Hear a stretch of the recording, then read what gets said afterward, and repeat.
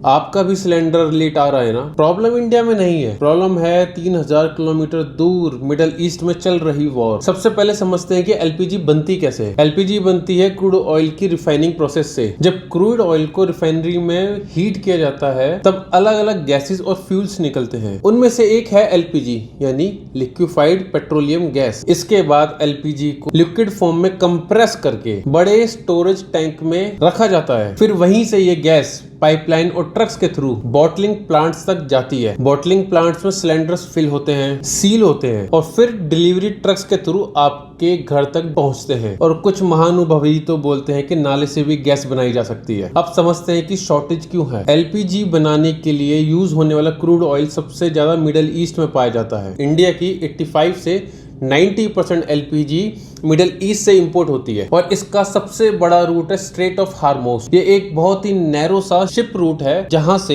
LPG के ships आते हैं और ये रूट वॉर एरिया में है जहां इस वक्त ईरान वॉर का कॉन्फ्लिक्ट चल रहा है। वॉर के टाइम शिप्स रुक जाते हैं, इंश्योरेंस कॉस्ट बढ़ जाती है, सेफ्टी रिस्क सबसे ज्यादा होता है। कुछ कंट्री ने एक्सपोर्ट को टेम्परेरी रोक दिया है, पोर्ट्स और एनर्जी इंफ्रास्ट्रक्चर डैमेज भी हुए हैं, इसलिए ग्लोबल सप्लाई ही कम हो गई है। इसका सबसे ज्यादा इम्पैक्ट जो है होटल्स, रेस्टोरेंट्स और स्मॉल इंडस्ट्रीज को हो रहा है क्योंकि गवर्नमेंट सबसे पहले घर के सिलेंडर्स को ज्यादा प्रायोरिटी देती है। इंडिया में एलपीजी शॉर्टेज का सबसे बड़ा रीजन है हमारी डिपेंडेंसी जो मिडिल ईस्ट पर है। और जब वॉर होता है तो सप्लाई चेन ब्रेक हो ही जाती है जिसकी वजह से सिलेंडर्स आप तक बहुत लेट पहुंचते हैं।